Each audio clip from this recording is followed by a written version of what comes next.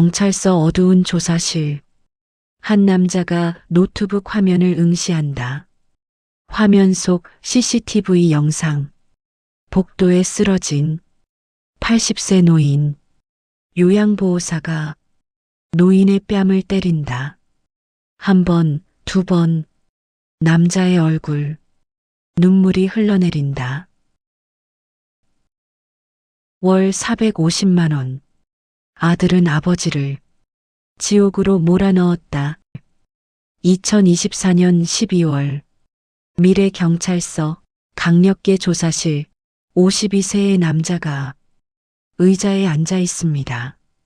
그의 이름은 박정민. 평범한 회사원이었습니다. 아니, 평범한 회사원이었어야 했습니다. 형사가 노트북을 열었습니다. 화면에 흑백 영상이 재생됩니다. CCTV 영상이었습니다. 타임스탬프에는 2024년 11월 15일 오후 11시 32분이라고 찍혀 있었습니다. 이 영상 아버지 맞습니까? 형사의 질문에 정민은 대답하지 않았습니다. 화면 속에는 요양원 복도가 보였습니다. 어두운 복도. 한 노인이 쓰러져 있었습니다.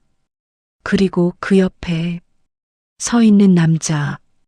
요양보호사 유니폼을 입은 남자가 노인을 내려다보고 있었습니다. 박정민 씨, 이 노인이 누구인지 아시죠? 정민의 눈에서 눈물이 흘러내렸습니다. 아버지입니다. 그의 목소리는 떨리고 있었습니다. 제 아버지입니다. 형사가 영상을 정지시켰습니다. 아버님께서 돌아가신 게 지난달 15일입니다. 사망 원인이 뭐라고 들으셨습니까? 자연사라고, 노안으로 인한 자연사라고 들었습니다. 그런데 이 영상을 보시면 어떻습니까? 정민은 고개를 떨궜습니다. 대답할 수 없었습니다. 화면 속 아버지의 모습이 머릿속에서 지워지지 않았습니다. 박정민 씨, 지금부터 하시는 말씀은 모두 기록됩니다. 아버님을 요양원에 모시게 된 경위부터 말씀해 주시겠습니까? 정민은 천천히 고개를 들었습니다. 그리고 입을 열었습니다. 3년 전이었습니다. 그의 이야기는 그렇게 시작되었습니다. 3년 전, 2021년 여름, 아버지 박용수 씨는 77세였습니다. 어머니가 돌아가신 지 5년째 되던 해였습니다. 아버지는 혼자 시골집에서 사셨습니다. 정민은 한 달에 한 번 아버지를 찾아뵀습니다. 그날도 평소와 같은 방문이었습니다. 아버지, 저 왔어요. 대문을 열고 들어갔습니다. 마당에 빨래가 널려 있었습니다. 이상했습니다. 같은 옷이 3벌이나 널려 있었습니다. 아버지? 방문을 열었습니다. 아버지는 방 안에 앉아 계셨습니다. 텔레비전은 꺼져 있었습니다. 아버지는 그냥 벽을 바라보고 계셨습니다. 아버지, 저 정민이에요. 아버지가 천천히 고개를 돌렸습니다. 누구? 정민의 가슴이 철렁했습니다. 아버지, 저예요. 아들 정민이요. 아버지의 눈이 흔들렸습니다. 잠시 후 아버지가 웃었습니다. 아, 정민이 왔구나.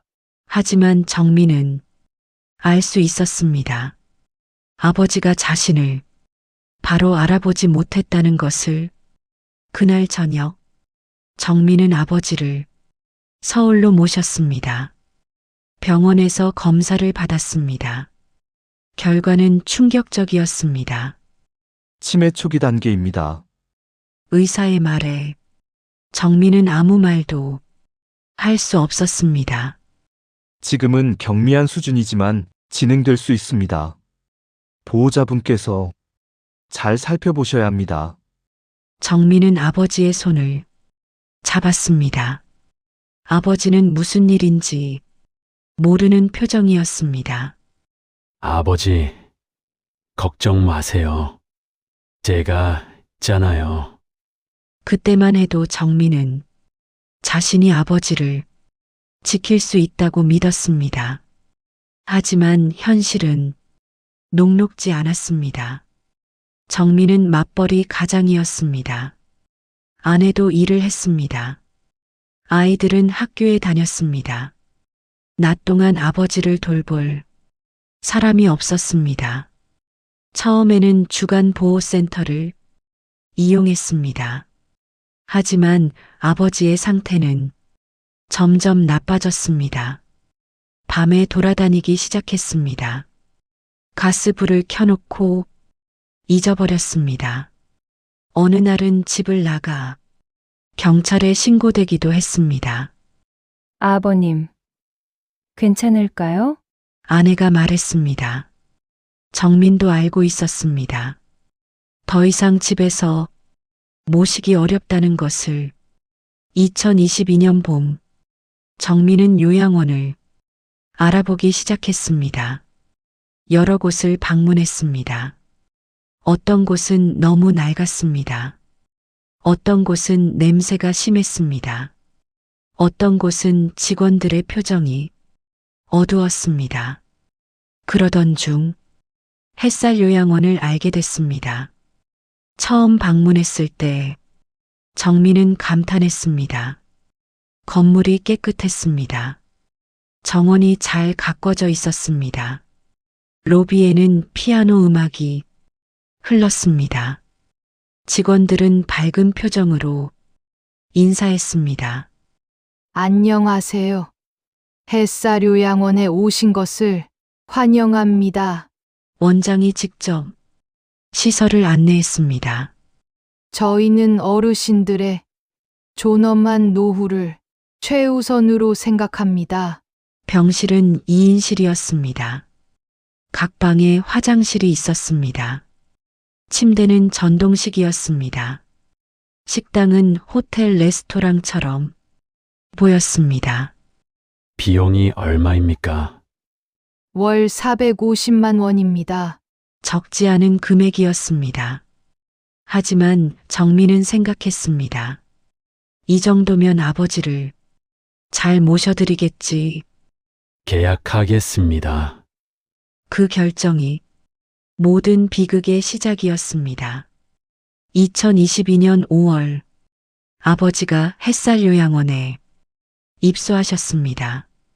입소 첫날 정민은 아버지 짐을 직접 들고 갔습니다. 옷까지, 가족 사진, 아버지가 좋아하시던 라디오.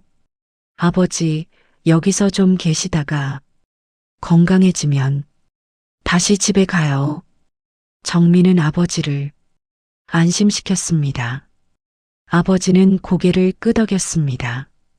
그래, 알았다. 하지만 아버지의 눈에는 불안이 서려 있었습니다. 정민아, 자주 와야 된다. 그럼요, 아버지. 일주일에 한 번은 꼭 올게요. 정민은 약속했습니다. 하지만 그 약속을 지키지 못했습니다. 회사 일이 바빴습니다. 야근이 잦았습니다. 주말에는 지쳐서 쉬고 싶었습니다. 일주일에 한 번이 2주일에 한 번이 됐습니다. 2주일에 한 번이 한 달에 한 번이 됐습니다. 그래도 정민은 스스로를 합리화했습니다. 비싼 요양원이잖아. 당연히 잘 모셔드리겠지. 450만 원. 그 돈이 정민에게 면죄부가 됐습니다. 첫 해는 별일 없이 지나갔습니다. 면회를 가면 아버지는 괜찮아 보였습니다. 식사도 잘 하신다고 했습니다. 산책도 하신다고 했습니다. 아버지, 여기 생활 어떠세요? 좋다. 좋아. 아버지는 웃으며 대답했습니다. 정민은 안심했습니다. 2023년 아버지가 입소한 지 1년이 지났습니다. 그해 가을 면회를 갔을 때였습니다. 아버지의 모습이 달라져 있었습니다. 살이 많이 빠져 있었습니다.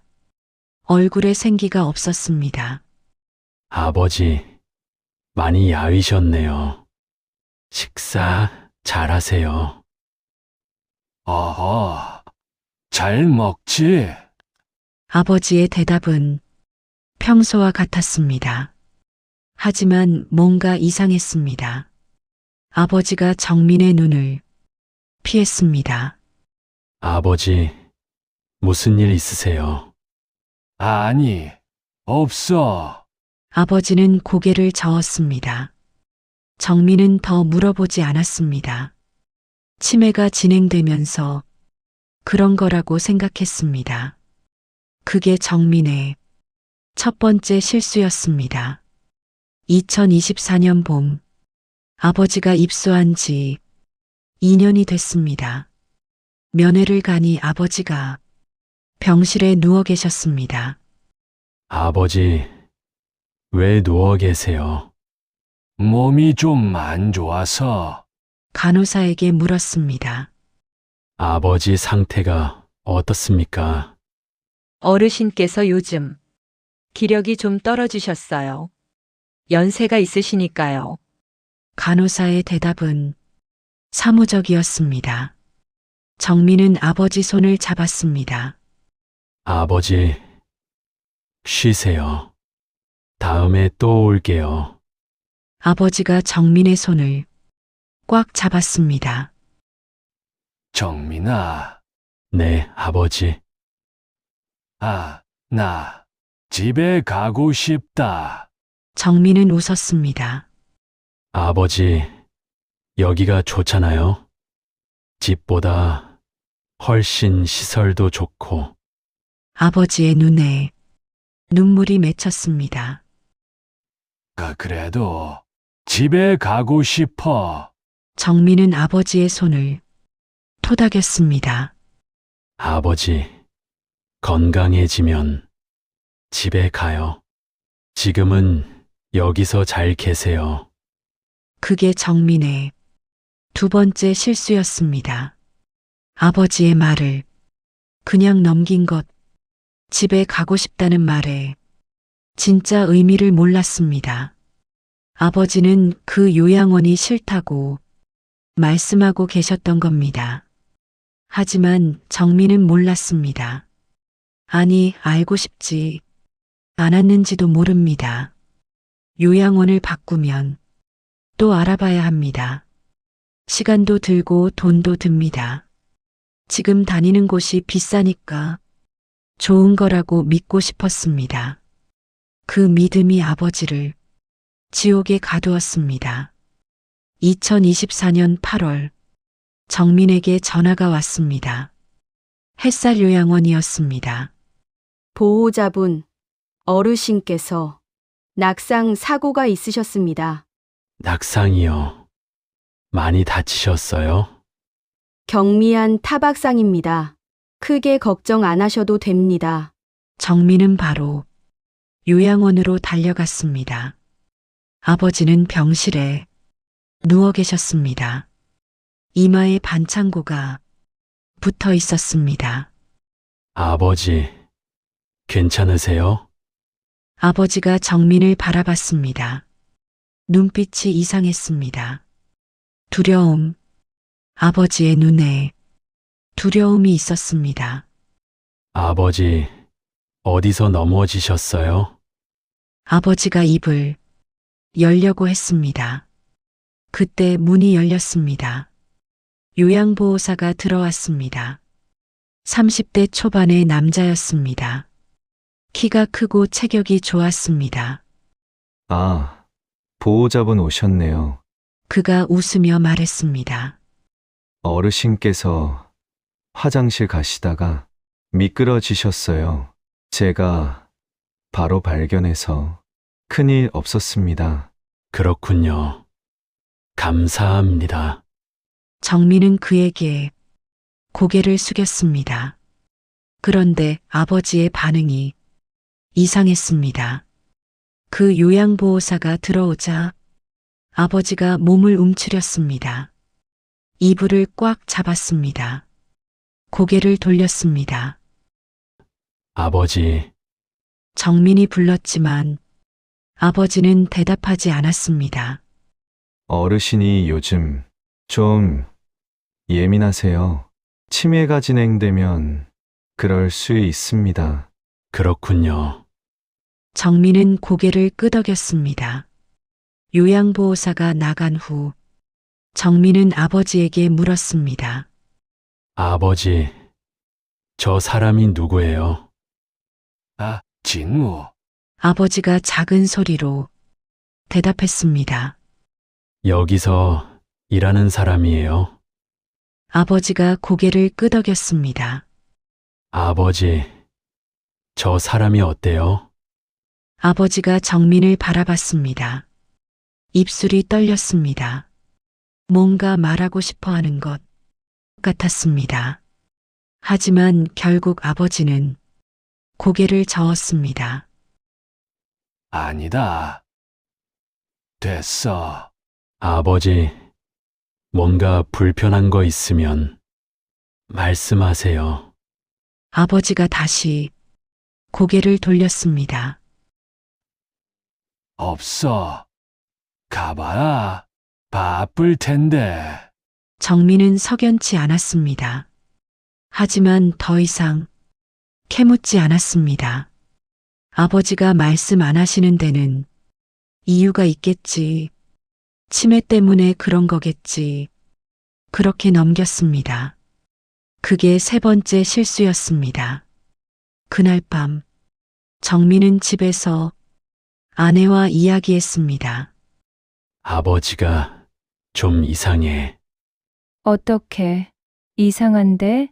뭔가 불안해 보여. 요양보호사 들어오니까 움츠러들더라고. 치매 증상 아닐까? 낯선 사람 무서워하는 거? 그런가? 비싼 요양원이잖아. 설마 무슨 일이 있겠어? 정민도 그렇게 생각했습니다. 월 450만 원짜리 요양원에서 무슨 일이 있겠습니까? 그 돈이면 최고의 서비스를 받는 거라고 믿었습니다. 하지만 그건 정민의 착각이었습니다. 비싼 가격이 좋은 서비스를 보장하지 않습니다. 화려한 시설이 따뜻한 돌봄을 의미하지 않습니다. 정민은 그걸 몰랐습니다. 아니, 알고 싶지 않았습니다. 9월, 정민은 추석 연휴에 아버지를 찾아뵀습니다. 송편을 가져갔습니다. 아버지, 송편 가져왔어요? 같이 드세요. 아버지가 송편을 바라봤습니다. 이게 뭐야? 송편이요. 추석이잖아요. 아버지의 눈에 눈물이 고였습니다. 추석이구나. 추석. 아버지가 중얼거렸습니다. 집에 가야 하는데. 집에. 정민은 아버지 손을 잡았습니다. 아버지, 여기서 드세요. 제가 왔잖아요. 아버지가 정민을 바라봤습니다. 정민아. 네, 아버지. 아, 나 여기 있기 싫어. 정민의 가슴이 철렁했습니다. 왜요? 무슨 일 있어요? 아버지가 주위를 둘러봤습니다. 목소리를 낮췄습니다. 밤에 그 사람이 누가요? 누가 뭘 해요? 그때 문이 열렸습니다. 진우였습니다. 어르신, 약 시간입니다. 아버지가 입을 다물었습니다. 고개를 떨궜습니다. 정민은 진우를 바라봤습니다. 진우는 웃고 있었습니다. 친절한 미소였습니다. 보호자분, 어르신 약 드시는 거 도와드릴게요. 진우가 아버지에게 약을 건넸습니다. 아버지는 고개를 들지 않은 채 약을 받아 삼켰습니다. 손이 떨리고 있었습니다. 진우가 나간 후 정민은 다시 물었습니다. 아버지, 아까 뭐라고 하려던 거예요? 아버지는 대답하지 않았습니다. 그냥 창밖을 바라봤습니다. 아니다. 아무것도. 정민은 더 묻지 않았습니다. 그게 네 번째 실수였습니다. 아버지의 말을 끝까지 듣지 않은 것, 아버지가 무언가 말하려 했다는 것, 진우가 들어오자 입을 다물었다는 것, 그 모든 신호를 무시했습니다. 2024년 10월, 정민은 아버지 면회를 갔습니다. 한 달 만이었습니다. 병실에 들어서는 순간, 정민은 멈춰 섰습니다. 아버지가 침대에 누워 계셨습니다. 이불 밖으로 팔이 나와 있었습니다. 팔에 멍이 있었습니다. 푸르스름한 멍, 손목 위쪽에 선명하게 나 있었습니다. 아버지, 정민이 달려갔습니다. 아버지의 팔을 살폈습니다. 멍은 한 군데가 아니었습니다. 팔뚝에도 있었습니다. 어깨에도 있었습니다. 아버지, 이게 뭐예요? 어디서 다치신 거예요? 아버지가 눈을 떴습니다. 정민을 바라봤습니다. 정민이냐? 네, 아버지. 저예요. 아버지가 천천히 몸을 일으켰습니다. 왔구나. 아버지, 이 멍, 어디서 나신 거예요? 아버지가 자신의 팔을 내려다봤습니다. 이거 아버지의 눈빛이 흔들렸습니다. 넘어져서 그래. 또 넘어지셨어요? 8월에도 넘어지셨잖아요? 아버지가 고개를 돌렸습니다. 자주 넘어져. 다리에 힘이 없어서. 정민은 납득이 되지 않았습니다. 하지만 아버지가 그렇다고 하니 그런 줄 알았습니다. 간호사실에 가서 물었습니다. 아버지 팔에 멍이 많던데요. 무슨 일 있었습니까? 간호사가 기록을 확인했습니다. 어르신께서 지난주에 화장실에서 넘어지셨어요. 그때 생긴 것 같습니다. 연락을 안 주셨네요. 경미한 사고라서요. 보호자분께 매번 연락드리면 불안해하실까봐. 정민은 고개를 끄덕였습니다. 앞으로는 연락 주세요. 사소한 것도요. 네, 알겠습니다. 정민은 다시 병실로 돌아갔습니다. 아버지는 창밖을 바라보고 계셨습니다. 아버지, 저 가볼게요. 다음에 또 올게요. 아버지가 고개를 돌렸습니다. 정민아. 네, 나 여기서 나가고 싶다.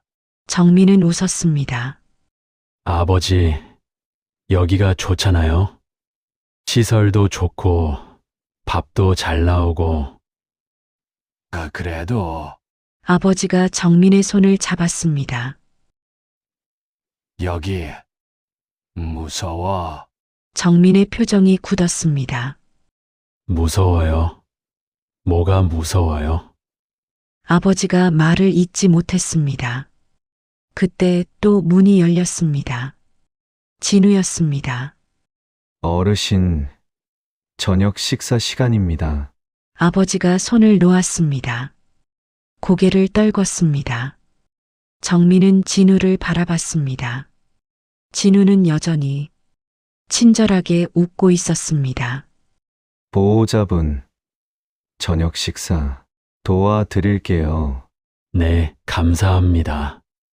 정민은 인사를 하고 병실을 나왔습니다. 복도를 걸으며 생각했습니다.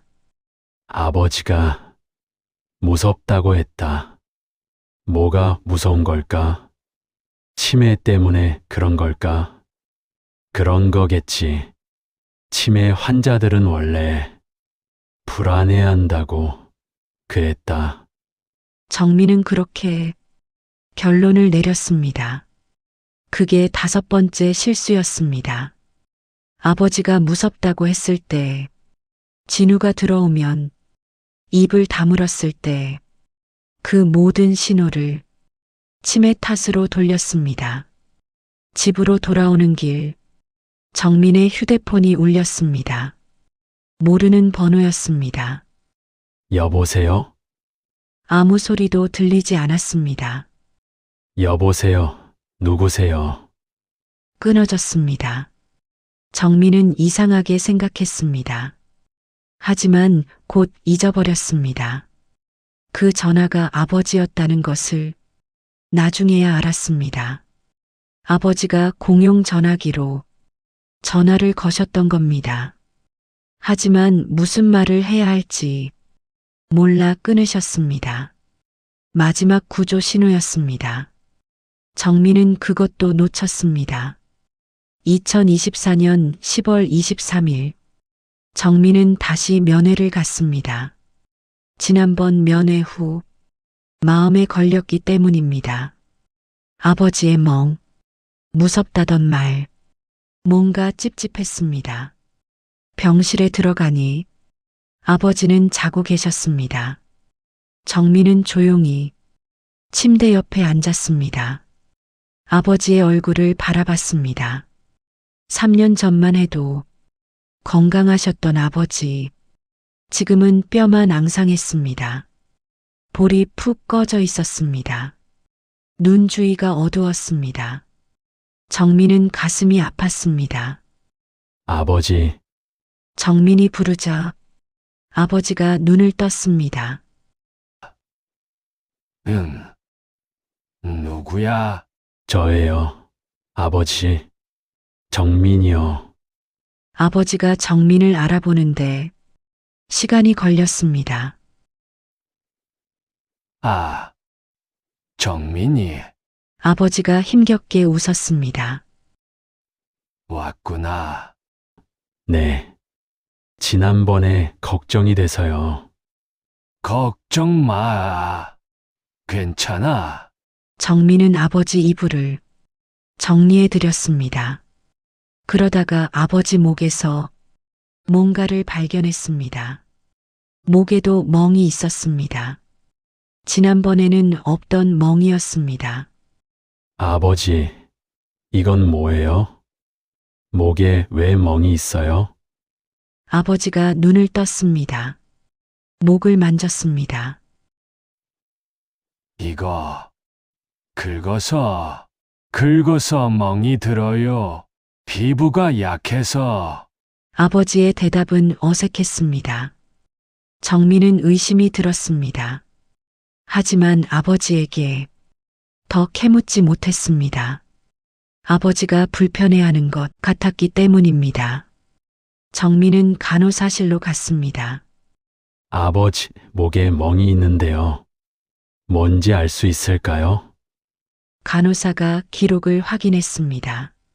기록에는 특이사항이 없네요. 어르신께서 긁으시다가 생긴 것 같습니다. 긁어서 저렇게 멍이 들 수 있나요? 어르신들은 피부가 약해서 조금만 건드려도 멍이 들어요. 간호사의 대답은 자연스러웠습니다. 정민은 다시 병실로 돌아왔습니다. 아버지는 또 잠이 드셨습니다. 정민은 아버지 곁에 앉아 손을 잡았습니다. 아버지의 손, 80평생 가족을 위해 일하셨던 손, 이제는 가늘고 차가웠습니다. 아버지, 제가 잘못하고 있는 건가요? 정민은 혼잣말을 했습니다. 그때 복도에서 소리가 들렸습니다. 정민은 문 쪽으로 다가갔습니다. 문틈으로 복도를 봤습니다. 진우가 있었습니다. 옆방 어르신을 휠체어에서 내리고 있었습니다. 동작이 거칠었습니다. 어르신의 팔을 잡아 끌었습니다. 어르신이 아파하는 소리가 들렸습니다. 시끄럽게 하지 말고 빨리 움직여요. 정민은 숨을 죽였습니다. 분명히 봤습니다. 진우가 어르신을 거칠게 다루는 것을, 어르신이 고통스러워하는 것을 정민은 움직일 수 없었습니다. 진우가 휠체어를 밀고 지나갔습니다. 정민은 한참을 서 있었습니다. 머릿속이 복잡했습니다. 내가 본 게 맞나? 그냥 서툰 것 아닐까? 신고해야 하나? 정민은 결국 아무것도 하지 않았습니다. 직접 피해를 본 것도 아니었습니다. 확실한 증거가 있는 것도 아니었습니다. 괜히 신고했다가 아버지가 불이익을 받으면 어떡하지? 정민은 그렇게 합리화했습니다. 그게 6번째 실수였습니다. 눈으로 직접 봤으면서도 행동하지 않은 것, 아버지를 위해 싸우지 않은 것, 귀찮음과 두려움이 정의감을 이겼습니다. 면회를 마치고 나오는 길, 정민은 요양원 로비에서 원장과 마주쳤습니다. 아, 보호자분. 오늘 면회 오셨군요. 원장은 밝게 웃었습니다. 정민은 잠시 망설였습니다. 그리고 물었습니다. 원장님, 아버지 담당 요양보호사가 최진우 씨 맞죠? 네, 그렇습니다. 혹시 무슨 문제라도 정민은 말을 꺼내려다가 멈췄습니다. 아니요. 그냥 물어본 겁니다. 최진우 씨는 저희 시설에서 제일 성실한 직원이에요. 어르신들도 좋아하시고요. 원장의 말에 정민은 고개를 끄덕였습니다. 그렇군요. 감사합니다. 정민은 요양원을 나섰습니다. 차에 타서 한참을 앉아 있었습니다. 핸들을 잡은 손이 떨렸습니다. 내가 너무 예민한 건가? 정민은 스스로에게 물었습니다. 그리고 시동을 걸었습니다. 집으로 돌아왔습니다. 아무에게도 말하지 않았습니다. 그날 밤 정민은 잠을 이루지 못했습니다. 아버지의 멍이 자꾸 떠올랐습니다. 복도에서 본 진우의 모습이 자꾸 떠올랐습니다. 하지만 아침이 되자 일상이 시작됐습니다. 출근을 했습니다. 야근을 했습니다.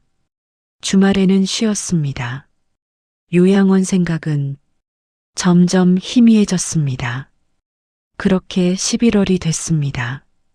아버지에게 남은 시간은 단 2주였습니다. 2024년 11월 15일 새벽 2시 32분 정민의 휴대폰이 울렸습니다. 발신자는 햇살요양원. 이 시간에 요양원에서 전화가 온다는 것은 단 한 가지를 의미했습니다. 정민은 떨리는 손으로 전화를 받았습니다. 보호자분이시죠? 305 박용수 어르신 건으로 연락드렸습니다. 차가운 목소리였습니다.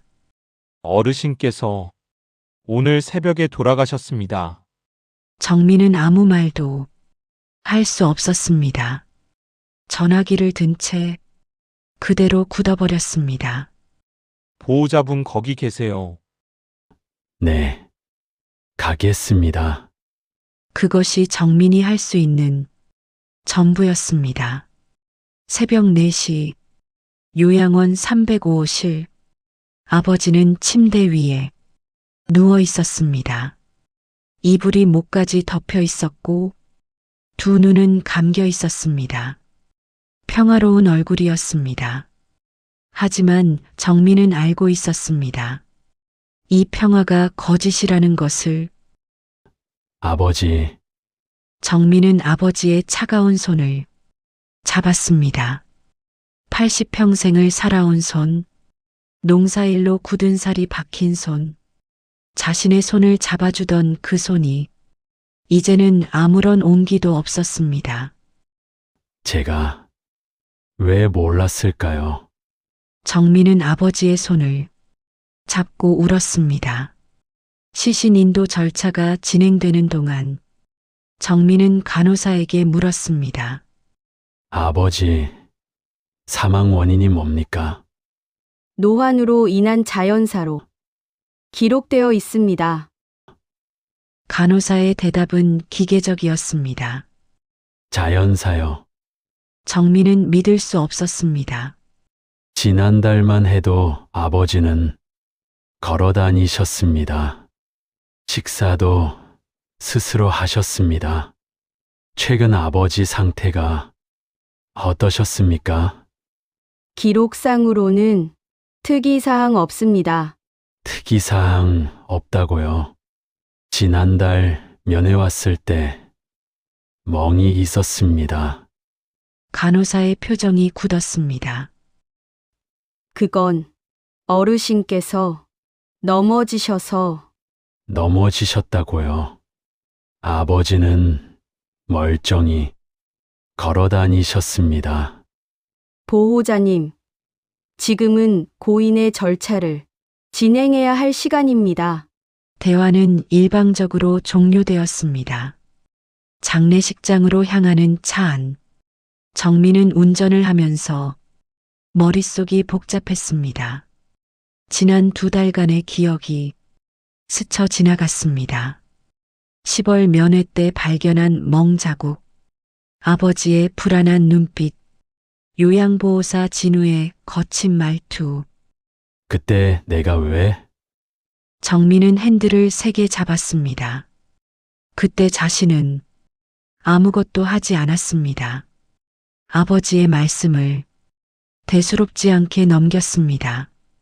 월 450만 원이나 내는 요양원이니까 그 돈이면 최고의 서비스를 받을 거라고 믿었습니다. 장례식장, 조문객은 많지 않았습니다. 아버지의 형제들은 이미 모두 돌아가셨습니다.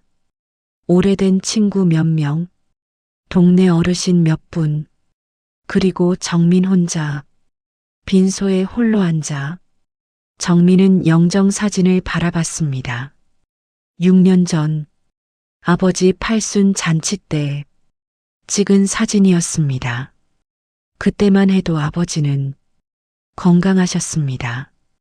등산도 다니셨고 직접 텃밭도 가꾸셨습니다. 아버지, 죄송합니다. 정민은 영정 사진에 절을 올렸습니다. 제가 더 잘해드렸어야 했는데.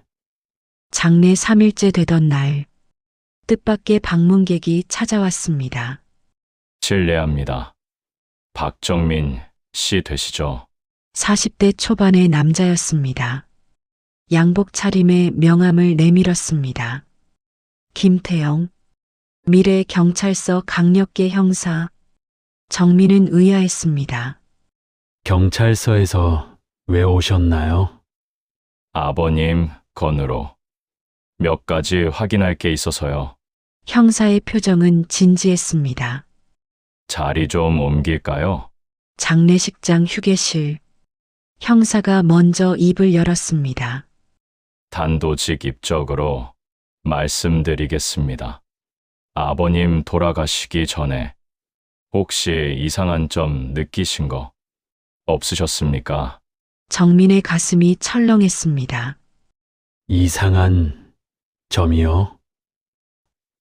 네, 예를 들어 몸에 상처가 있다거나 행동이 위축되어 있다거나 정민은 잠시 망설였습니다. 그리고 결심했습니다. 있습니다. 지난 10월에 연회 갔을 때 아버지 팔에 멍이 있었습니다. 그거 신고하셨습니까? 아니요. 요양원에서 넘어지셨다고 해서. 형사가 고개를 끄덕였습니다. 박정민 씨, 솔직하게 말씀드리겠습니다. 햇사료양원에 대한 제보가 들어왔습니다. 제보요? 네, 노인 학대 의심 제보입니다. 정민은 숨이 멎는 것 같았습니다. 학대라고요? 아직 확정된 건 아닙니다. 하지만 조사가 필요한 상황입니다. 형사가 수첩을 꺼냈습니다. 혹시 아버님께서 특정 직원에 대해 불만을 표현하신 적 있습니까? 정민의 머릿속에 한 얼굴이 떠올랐습니다. 진우, 아버지가 유독 불편해하셨던 그 요양보호사 있습니다. 최진우라는 요양보호사입니다. 구체적으로 어떤 불만이셨습니까? 아버지께서 그 사람이 무섭다고 하셨습니다. 밤에 뭔가 한다고. 밤에요. 네. 하지만 저는 그때 아버지 말씀을 치매 증상으로 생각했습니다. 정민의 목소리가 떨렸습니다. 제가 믿어드렸어야 했는데. 형사가 명함을 건넸습니다. 앞으로 수사에 협조해 주셔야 할 것 같습니다. 연락드리겠습니다. 형사가 떠난 후 정민은 휴게실에 홀로 남았습니다. 아버지의 말씀이 계속 머릿속을 맴돌았습니다. 정민아, 여기서 나가고 싶다. 그 사람이 무서워. 밤에. 정민은 두 손으로 얼굴을 감쌌습니다. 만약 자신이 그때 아버지 말씀을 믿었다면, 신고를 했다면, 아버지를 데려왔다면, 아버지, 정민의 눈에서 눈물이 흘러내렸습니다. 제 잘못입니다. 다 제 잘못입니다. 장례가 끝난 후에도 정민은 집으로 돌아가지 않았습니다. 빈 장례식장에 홀로 앉아 밤을 새웠습니다. 아버지의 영정 사진을 마주보며 정민은 다짐했습니다. 반드시 진실을 밝히겠다고, 아버지께 무슨 일이 있었는지 알아내겠다고, 그리고 만약 누군가의 잘못이라면 반드시 책임을 묻겠다고. 아버지, 기다려주세요. 정민은 영정 사진에 손을 얹었습니다. 제가 반드시 밝혀낼게요. 그것이 이제 정민이 할 수 있는 유일한 효도였습니다. 장례가 끝난 지 사흘째, 정민은 경찰서를 찾았습니다. 김태영 형사가 정민을 맞았습니다. 오셨습니까? 이쪽으로 앉으시죠. 형사가 노트북을 열었습니다. 박정민 씨, 이건 아직 비공개 자료입니다. 하지만 보호자로서 알 권리가 있다고 판단했습니다. 화면에 흑백 영상이 나타났습니다. CCTV 영상이었습니다. 타임스탬프 2024년 11월 14일 오후 11시 32분 아버지가 돌아가시기 하루 전 영상 속에는 어두운 복도가 보였습니다. 305호 앞, 바로 아버지의 병실이었습니다. 영상이 재생되자 한 사람이 병실에서 나왔습니다. 요양보호사 유니폼, 진우였습니다. 진우는 뒤를 돌아보며 뭔가 말했습니다. 그리고 문을 닫았습니다. 이게 뭡니까? 조금 더 보시죠. 형사가 영상을 빨리 감았습니다. 시간이 흘러 새벽 2시, 다시 진우가 나타났습니다. 진우는 주위를 살피며 병실로 들어갔습니다. 5분 후 진우가 나왔습니다. 그리고 다시 복도 끝으로 사라졌습니다. 새벽 2시에 왜 병실에 들어간 겁니까? 정민의 목소리가 떨렸습니다. 야간 순찰 기록에는 해당 시간 순찰 내역이 없습니다. 형사가 다른 영상을 재생했습니다. 타임스탬프 2024년 10월 23일 오후 9시 15분 정민이 면회 갔던 날 이틀 후였습니다.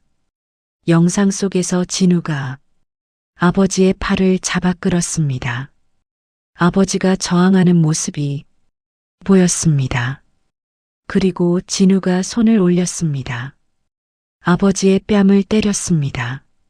정민은 화면에서 눈을 뗄 수 없었습니다. 이게 진짜입니까? 네, 햇사료양원 3층 복도 CCTV 영상입니다. 형사가 화면을 정지시켰습니다. 이 외에도 유사한 영상이 7건 더 있습니다. 7건이나요. 네, 모두 동일 가해자입니다. 정민은 의자에서 일어났습니다. 다리에 힘이 풀렸습니다. 벽을 짚고 간신히 버텼습니다. 왜 요양원에서는 이런 일이 있다고 말 안 한 겁니까? 그게 현재 수사 중인 부분입니다. 형사의 목소리가 낮아졌습니다. 요양원 측에서 CCTV 담당자를 통해 이 영상들을 삭제하려 했습니다. 하지만 내부 제보자가 미리 백업해서 경찰에 제출했습니다. 내부 제보자요? 네, 신원은 밝힐 수 없지만 양심에 따라 제보한 거라고 합니다. 정민은 다시 자리에 앉았습니다. 머릿속이 복잡했습니다. 분노와 죄책감이 뒤섞였습니다. 형사님, 아버지 사망 원인은 정말 자연사입니까? 현재 부검을 진행 중입니다. 부검이요.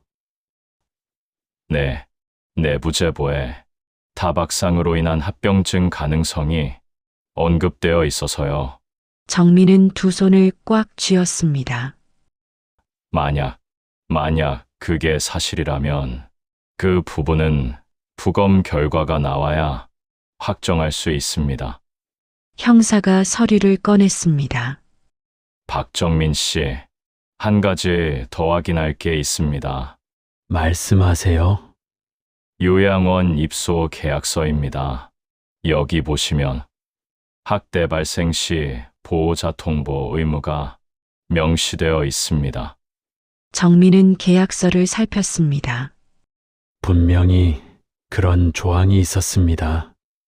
요양원에서 연락 받으신 적 있으십니까?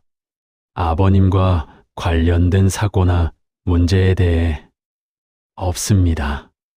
단 한 번도. 형사가 고개를 끄덕였습니다. 그럼 요양원 측도 은폐에 가담한 것으로 보고 수사 범위를 확대하겠습니다. 형사가 다시 화면을 켰습니다. 이건 다른 CCTV 영상입니다. 타임스탬프 2024년 11월 15일 오전 0시 25분 아버지가 돌아가신 날 새벽이었습니다. 영상 속에서 진우가 아버지 병실에 들어갔습니다. 15분 후 진우가 나왔습니다. 표정이 굳어 있었습니다. 급하게 복도를 지나갔습니다. 이 영상이 마지막입니다. 형사의 목소리가 무거웠습니다. 새벽 0시 25분에 들어가서 0시 40분에 나왔습니다. 아버님 사망 추정 시각이 0시 30분에서 1시 사이입니다. 정민의 눈앞이 흐려졌습니다. 그럼 그 자식이 아직 확정은 아닙니다. 하지만 중요한 참고인입니다. 정민은 테이블을 주먹으로 쳤습니다. 그 자식을 당장 잡아야 하는 거 아닙니까? 현재 출국 금지 조치가 내려진 상태입니다. 체포영장도 청구했습니다. 형사가 정민을 바라봤습니다. 박정민 씨, 저희도 최선을 다하고 있습니다. 조금만 기다려 주십시오. 경찰서를 나온 정민은 한참을 걷지 못했습니다. 경찰서 앞 벤치에 앉아 하늘을 바라봤습니다. 12월의 차가운 바람이 불었습니다. 아버지는 이 추위 속에 이미 화장되어 한 줌의 재가 되셨습니다. 아버지, 정민은 중얼거렸습니다. 제가 지켜드렸어야 했는데. 휴대폰이 울렸습니다. 모르는 번호였습니다. 네, 박정민입니다. 안녕하세요. 미래일보 사회부 기자 최유진이라고 합니다. 기자였습니다. 햇살 요양원 관련해서 취재 중인데 잠시 시간 되시면 이야기 나눌 수 있을까요? 정민은 잠시 생각했습니다. 그리고 대답했습니다. 네. 어디서 만날까요? 정민은 결심했습니다. 더 이상 숨기지 않겠다고, 아버지께 일어난 일을 세상에 알리겠다고, 그것이 자신이 할 수 있는 마지막 도리였습니다. 기자와의 만남은 경찰서 근처 카페에서 이루어졌습니다. 최유진 기자는 30대 초반의 여성이었습니다. 먼저 위로의 말씀드립니다. 기자가 먼저 인사했습니다. 바로 본론으로 들어가겠습니다. 햇살 요양원에서 조직적인 학대가 있었다는 제보를 받았습니다. 조직적이요. 네. 단순히 한 직원의 일탈이 아니라 요양원 측에서 조직적으로 은폐했다는 겁니다. 기자가 태블릿을 꺼냈습니다. 이건 저희가 확보한 자료입니다. 화면에는 여러 노인들의 사진이 있었습니다. 모두 몸에 상처가 있었습니다. 지난 2년간 햇살 요양원에서 사망한 어르신이 12명입니다. 12명이나요? 네. 그중 8명이 자연사로 처리됐습니다. 하지만 저희 취재 결과 최소 5명은 학대와 관련이 있습니다. 정민은 숨을 삼켰습니다. 아버지도 그 중 한 분인 겁니까? 기자가 고개를 끄덕였습니다. 저희가 확보한 CCTV 영상에 따르면 아버님께서 가장 심한 학대를 받으셨습니다. 왜 아버지만? 정확한 이유는 모르지만 제보자 말로는 치매 초기 증상이 있는 어르신들이 주요 대상이었다고 합니다. 정민의 가슴이 무너지는 것 같았습니다. 아버지는 치매 초기 진단을 받으셨습니다. 그래서 요양원을 알아봤던 것입니다. 피해 가족분들께서 공동으로 대응하시려고 합니다. 기자가 명함을 건넸습니다. 혹시 참여 의사가 있으시면 연락 주세요. 정민은 명함을 받았습니다. 기자님, 이 기사 언제 나갑니까? 이번 주 내로 보도할 예정입니다. 보호자분 인터뷰도 실리면 영향력이 커집니다. 정민은 잠시 생각했습니다. 인터뷰에 응하면 자신의 잘못도 드러날 것입니다. 아버지의 신호를 무시했던 것, 요양원을 믿고 방관했던 것. 하지만 그것보다 중요한 게 있었습니다. 하겠습니다. 정민이 대답했습니다. 제 얼굴 나와도 상관없습니다. 다만 한 가지 조건이 있습니다. 제 잘못도 함께 보도해 주세요. 제가 아버지의 신호를 무시했다는 것, 요양원을 맹신했다는 것, 다른 보호자분들이 같은 실수를 하지 않도록요. 기자의 표정이 바뀌었습니다. 박정민 씨, 그건 쉬운 결정이 아닌데요. 알고 있습니다.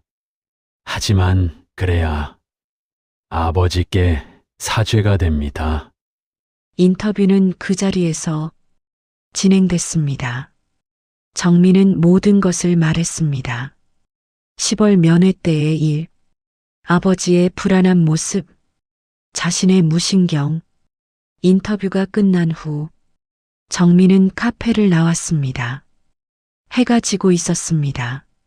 정민은 하늘을 올려다봤습니다. 아버지, 이제라도 제가 할 수 있는 일을 하겠습니다. 사흘 후 기사가 보도됐습니다. 충격, 요양원 조직적 노인학대, CCTV 영상 확보. 기사는 순식간에 퍼져나갔습니다. 포털 메인에 올랐습니다. 댓글이 수천 개 달렸습니다. 정민의 인터뷰도 기사에 포함됐습니다. 저는 아버지의 신호를 무시했습니다. 월 450만 원이라는 돈에 안심했습니다. 비싼 곳이니까 좋을 거라고 생각했습니다. 그게 제 가장 큰 잘못입니다. 기사가 나간 후 정민에게 연락이 쏟아졌습니다. 피해 가족들이었습니다. 저도 같은 경험을 했습니다. 우리 어머니도 함께 대응하고 싶습니다. 그렇게 피해자 가족 모임이 만들어졌습니다. 7가족이 모였습니다. 모두 햇살 요양원에서 가족을 잃은 사람들이었습니다. 첫 번째 모임에서 정민이 말했습니다. 저희 모두 같은 후회를 하며 살고 있습니다. 하지만 후회만 하고 있을 수는 없습니다. 반드시 책임을 물어야 합니다. 모임의 이름을 정했습니다. 햇살 요양원 피해자 가족연대. 그리고 첫 번째 목표를 정했습니다. 공동 고발장 제출, 요양원 운영자, 관리 책임자, 그리고 최진우 모두를 고발하기로 했습니다. 변호사도 선임했습니다. 한승재 변호사, 의료사고 전문 변호사였습니다. 여러분, 이 사건은 단순한 학대 사건이 아닙니다. 한 변호사가 말했습니다. 시스템의 문제입니다. 관리 감독의 부재, 신고 체계의 허점, 그리고 돈으로 모든 것을 은폐하려는 업계의 관행. 이 모든 것을 바꿔야 합니다. 정민은 고개를 끄덕였습니다. 아버지의 죽음이 헛되지 않게 해야 했습니다. 같은 비극이 반복되지 않도록 해야 했습니다. 모임이 끝난 후 정민은 혼자 남았습니다. 휴대폰을 꺼내 아버지 사진을 봤습니다. 아버지, 지켜보세요. 제가 끝까지 싸울게요. 화면 속 아버지는 웃고 있었습니다. 그 미소를 지키지 못한 것이 정민의 평생 짐이 될 것입니다. 하지만 그 짐을 지고서라도 정민은 싸워야 했습니다. 아버지를 위해, 그리고 같은 고통을 겪을 수많은 가족들을 위해. 2024년 12월 20일 서울중앙지방법원 최진우에 대한 첫 번째 공판이 열렸습니다. 정민은 방청석 맨 앞줄에 앉았습니다. 피해자 가족들도 함께였습니다. 법정에 진우가 들어왔습니다. 수갑이 채워져 있었습니다. 얼굴이 많이 야위어 있었습니다. 하지만 정민은 동정심이 들지 않았습니다. 저자가 아버지에게 무슨 짓을 했는지 알기 때문입니다. 피고인 최진우에 대한 노인복지법 위반, 업무상 과실치사 혐의 첫 번째 공판을 시작하겠습니다. 검사가 증거를 제시했습니다. CCTV 영상이 법정 화면에 재생됐습니다. 진우가 아버지를 때리는 장면, 아버지가 쓰러지는 장면, 진우가 쓰러진 아버지를 방치하는 장면, 방청석에서 탄식이 터져 나왔습니다. 정민은 주먹을 꽉 쥐었습니다. 눈물이 흘렀지만 닦지 않았습니다. 피고인은 2022년 5월부터 2024년 11월까지 약 2년 6개월간 햇살요양원에서 근무하면서 최소 12명의 어르신에게 상습적으로 폭행을 가했습니다. 특히 피해자 박영수 씨에 대해서는 총 23회의 폭행이 확인됐습니다. 23회. 정민은 숨을 삼켰습니다. 2년 반 동안 23번, 거의 한 달에 한 번꼴로 아버지가 맞으셨던 겁니다. 또한 피고인의 폭행으로 인해 피해자 박영수 씨는 늑골 골절, 두개골 미세 출혈 등의 부상을 입었고 이로 인한 합병증이 사망의 원인으로 추정됩니다. 변호인이 반박했습니다. 피해자의 사망 원인은 아직 명확히 규명되지 않았습니다. 피해자는 80세 고령에 기저질환이 있었고 정민이 벌떡 일어났습니다. 예, 있습니다. 재판장이 정민을 바라봤습니다. 방청객은 발언할 수 없습니다. 자리에 앉아주세요. 정민은 떨리는 다리로 다시 앉았습니다. 한 변호사가 정민의 어깨를 잡았습니다. 참으세요. 우리가 이길 겁니다. 공판은 3시간 동안 진행됐습니다. 증인 신문, 증거조사, 피고인 신문, 진우는 대부분의 혐의를 부인했습니다. 저는 그냥 어르신을 케어한 것뿐입니다. 폭행한 적 없습니다. 영상에 나온 것은 어르신이 낙상하실 때 잡아들인 겁니다. 의도적으로 때린 적은 단 한 번도 없습니다. 정민은 분노로 몸이 떨렸습니다. 저 뻔뻔한 거짓말, 눈앞에 영상이 있는데도 부인하는 저 태도. 공판이 끝난 후 정민은 법원 앞에 서 있었습니다. 기자들이 몰려왔습니다. 유가족으로서 한 말씀 해주시죠. 정민은 카메라를 바라봤습니다. 저는 아버지를 지키지 못한 아들입니다. 목소리가 떨렸습니다. 아버지께서 무섭다고 하셨을 때, 집에 가고 싶다고 하셨을 때, 저는 길을 막았습니다. 비싼 요양원이니까 괜찮을 거라고, 치매 때문에 그러시는 거라고 스스로를 속였습니다. 정민은 눈물을 닦았습니다.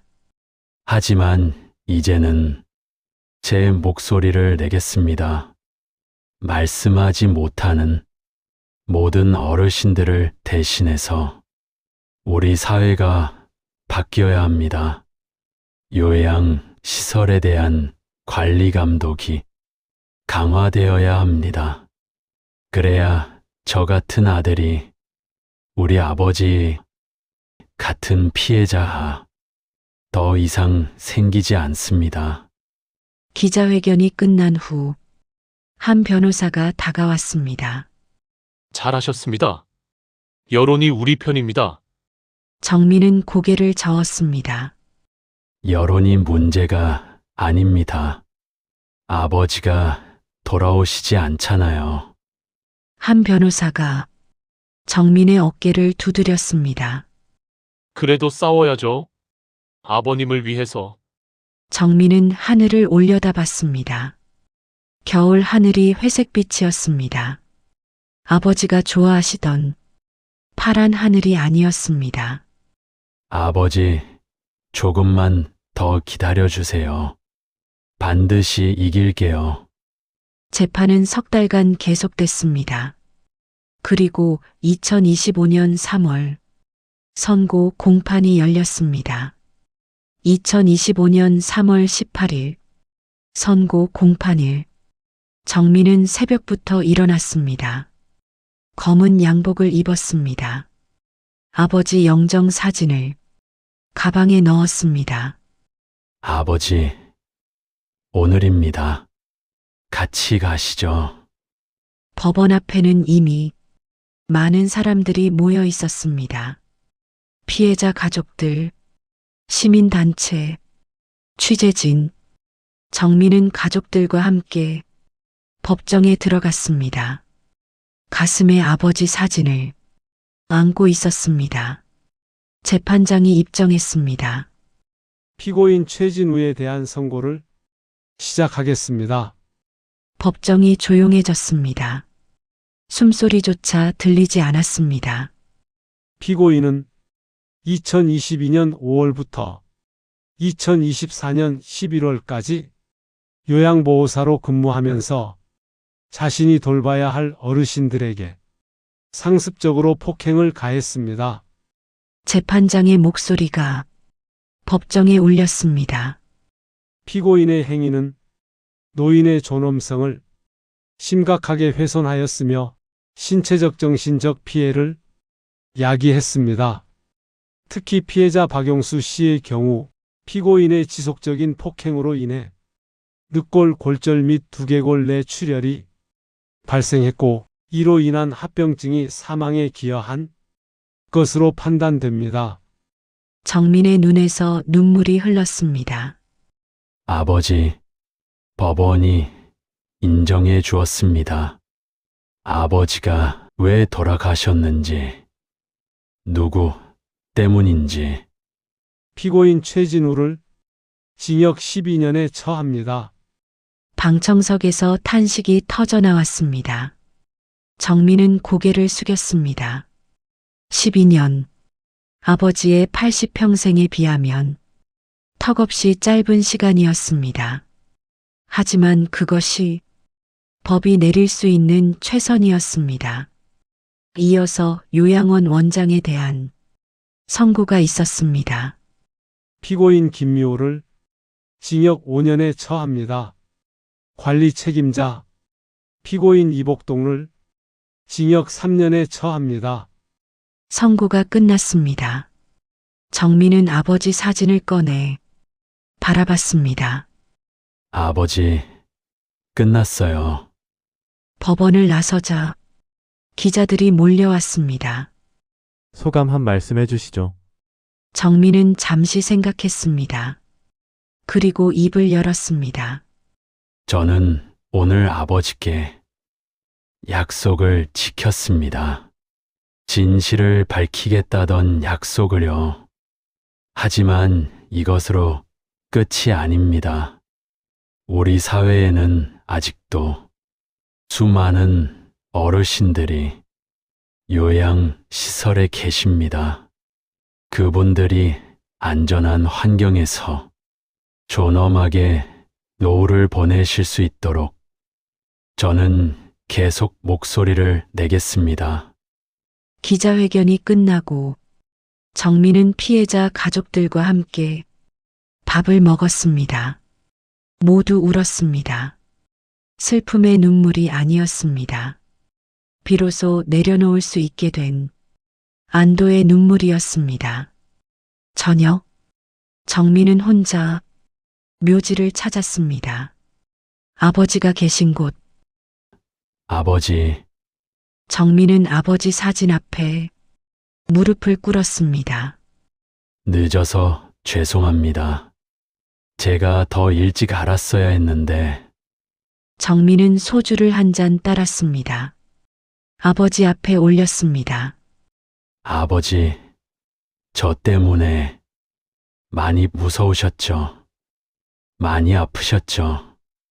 눈물이 멈추지 않았습니다. 다음 생에는 제가 꼭 지켜드릴게요. 아버지 말씀 다 들을게요. 절대 무시 안 할게요. 정민은 아버지 사진에 이마를 대었습니다. 한참을 울었습니다. 해가 지고 달이 떠올랐습니다. 정민은 납골당 계단에 앉아 하늘을 바라봤습니다. 별이 빛나고 있었습니다. 아버지가 좋아하시던 밤하늘. 아버지, 이제 편히 쉬세요. 정민은 중얼거렸습니다. 저는 아버지가 가르쳐 주신 대로 살게요. 남은 인생 후회 없이 살게요. 바람이 불었습니다. 따뜻한 봄바람이었습니다. 마치 아버지가 대답하시는 것 같았습니다. 정민은 눈을 감았습니다. 아버지의 얼굴이 떠올랐습니다. 젊었을 때의 아버지, 자신을 업어주시던 아버지, 처음으로 자전거 타는 법을 가르쳐 주시던 아버지, 결혼식 날 울먹이시던 아버지. 아버지, 사랑해요. 정민이 마지막으로 말했습니다. 정말 사랑해요. 그날 밤, 정민은 집으로 돌아왔습니다. 아내가 기다리고 있었습니다. 아내가 정민을 안았습니다. 정민은 아내의 품에서 한참을 울었습니다. 그리고 다짐했습니다. 남은 가족들, 이 소중한 사람들을 절대 잃지 않겠다고, 매일 사랑한다고 말하겠다고. 그것이 아버지가 가르쳐 주신 마지막 교훈이었습니다. 이 영상이 의미 있었다면 구독과 좋아요 부탁드립니다. 우리 주변의 어르신들이 존엄하게 살아가실 수 있도록 많은 분들이 관심 가져주세요. 시청해 주셔서 감사합니다.